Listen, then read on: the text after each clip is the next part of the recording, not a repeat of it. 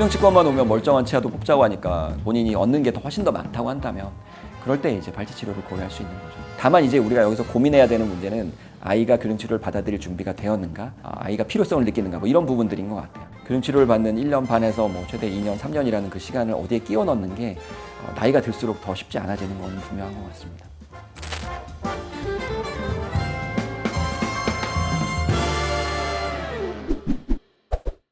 안녕하세요. 바른내일 교정치과를 운영하고 있는 치과교정과 전문의 정우영입니다.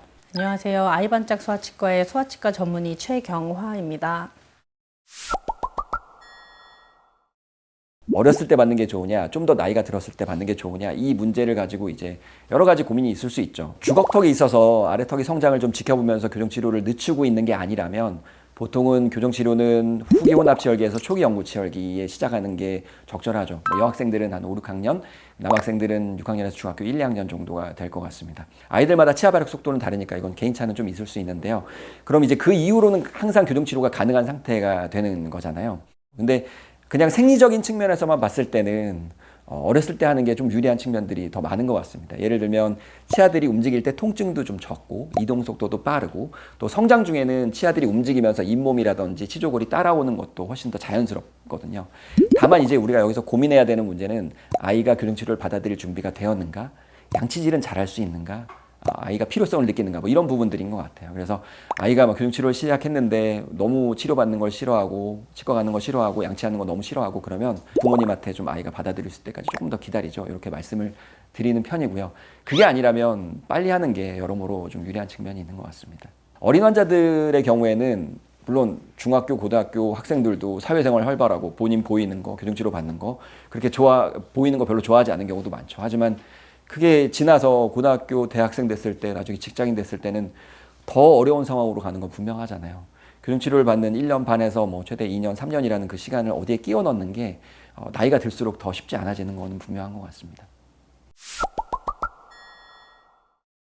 어떻게든 치아를 치료해서 살리자고 막 그러는데 교정치과만 오면 멀쩡한 치아도 뽑자고 하니까 근데 발진하는 이유를 생각해 보면 이가 삐뚤빼뚤해서 하는 거거든요. 그러면 이제 삐뚤빼뚤한 치아를 옆으로 보내면 되는데 거기 다른 치아가 또 있으니까 그냥 갈 수는 없잖아요. 또 이제 돌출입, 앞니 위아래 앞니가 이렇게 막 뻗어져 있는 경우에는 그런 경우에는 이 이를 이렇게 뒤로 넣어줘야 입술이 들어갈 수가 있는데 그럴 때도 양쪽에 공간이 많이 필요하거든요. 이렇게 공간이 좀 많이 필요할 때는 발치를 고려할 수가 있는 거죠. 발치라는 건 진짜 너무 아깝죠. 멀쩡한 이를 뽑는 거는 너무 아까운 일인데 그래도 이걸 통해서 환자분이 좀 더 이렇게 건강하게 가지런한 치아 배열을 만들 수 있고 그래서 이제 본인이 얻는 게 더 훨씬 더 많다고 한다면 그럴 때 이제 발치 치료를 고려할 수 있는 거죠. 어떤 환자들은 치아 교정을 하면 잇몸이 상한다 이렇게 믿고 있는 분들도 좀 많으신 것 같더라고요. 실제로 그래서 상담 중에 저한테도 그런 질문을 하시는 분들이 많으신데요. 하지만 이제 한 사람의 사례를 지켜보기보다는 교정치료와 치주 상태가 관련이 있는가에 관한 연구들이 많이 있었어요. 그래서 그런 연구들에서 보면 교정치료를 받는 것과 치주 상태는 큰 연관이 나타나지 않았다는 보고들이 많이 있습니다. 다만 임상에서 보면 환자분들 중에서 교정치료를 시작하면서 그동안에 본인도 몰랐던 치주 문제를 알게 되시는 분들도 있고요. 또 그러면 교정치료 중에 잇몸이 나빠졌다고 느끼실 수도 있는 거죠. 또 교정치료 하고 나면 누구나 다 이제 교정치료 장치를 떼고 난 직후에는 치아가 좀 흔들릴 수가 있거든요. 근데 그러고 나서 시간이 지나면 그게 다시 또 이제 치아가 고정이 됐다는 느낌을 받을 수가 있어요. 그래서 이건 굉장히 자연스러운 과정이라서요. 여기서 중요한 거는 치주 질환이라든지 잇몸이 안 좋으신 분들도 교정치료 전에 잇몸 치료나 스케일링을 잘 받으시고 나서 교정치료를 하신다면 충분히 문제없이 교정치료를 받으실 수 있다는 점입니다. 교정치료 받으시는 분들 중에 교정치료하고 나서 유지하는 목적으로 유지장치를 끼는데 이제 그걸 언제까지 껴야 되는가에 대한 질문을 되게 많이 주시거든요. 맞아요. 평생 착용해야 되냐 뭐 이렇게 물어보시는 분들도 계시고요. 이거는 의사마다 답변이 조금 다를 수 있는데요. 저희 치과를 기준으로 말씀을 드리면 치아 뒷면에 붙이는 철사로 된 유지장치, 고정성 유지장치 같은 경우에는 5년을 끼시라고 안내를 드리고요. 꼈다 뺐다 하는 가철성 유지장치는 밤에만 착용하시되 첫 1년은 그래도 매일 끼시고 이후에 횟수를 좀 줄여가면서 최소 3년까지 아이들은 성장기 끝날 때까지는 좀 유지를 하자 이렇게 말씀을 드리는 편이에요. 실제로는 교정치료 끝나고 나서 환자마다 너무 상태가 달라요.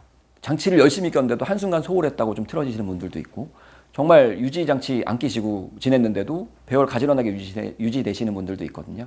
그만큼 개인차가 커요. 그래서 교정치료 끝나고 나서 이제 유지 점검 기간을 통해서 환자마다 그 개인차를 확인하면서 기간이나 장치 착용 횟수를 조절하고 있습니다. 40, 50대 환자분들 같은 경우에는 교정치료에 예전보다 더 관심이 높아지고 있고요. 또 치료받으러 오시는 분들도 계속 증가하고 있어요. 이런 40, 50대의 교정치료는 청소년을 대상으로 했을 때보다 더 신경 써야 될 부분들이 있습니다. 예를 들면 치주 조직이 약해져 있을 수 있으니까 치아를 이동시킬 때 약한 힘을 적용하는 것이 원칙이죠. 또 그러다 보면 치료 기간이 좀 길어질 수가 있는데 거기에 맞는 치료 계획을 세워야죠. 너무 기간이 늘어나는 쪽으로 치료 계획을 세워버리면 치주 조직에 부담을 줄 수가 있거든요. 얼굴 변화, 그러니까 연조직의 변화를 좀 많이 고려해야 됩니다. 예를 들면 돌출입 교정한다고 발치하고 입을 넣었을 때 청소년들은 덜한데 성인들의 경우에는 입술이 들어가면서 입술이 좀 얇아진다거나 그리고 팔자주름이 깊어진다거나 인중의 길이, 연조직의 변화가 동반되는 부분들이 좀 더 예민하게 다가올 수가 있거든요.